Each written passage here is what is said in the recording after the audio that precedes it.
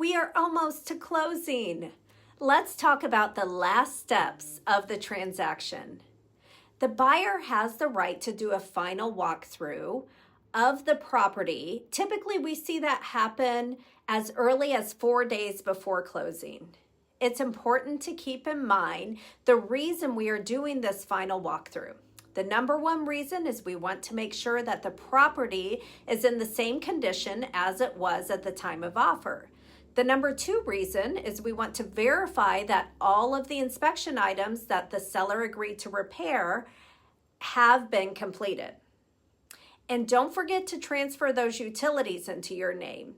Our team has emailed you a list of the utility companies with their contact information. You'll want to go ahead and switch those into your name effective the closing date. Also, be sure to contact the postal office to let them know of your new mailing address.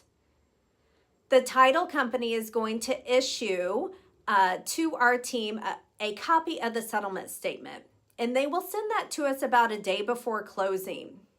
We're going to forward the settlement statement on to you for your review. And on this statement, you're going to see any charges that you may have pertaining to the transaction. So you may notice some lender fees, appraisal fees, inspection fees, broker service fees, and so on.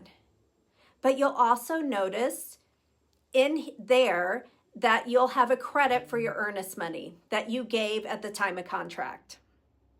At the very bottom of the settlement statement, you should see how much you need to bring to closing. And it's important to understand that you need to bring the money in the form of a cashier's check made out to the title company on the day of closing. And don't forget your driver's license. And remember, our team is probably going to want to snap a photo of you with a sold sign. Don't forget, who you work with matters.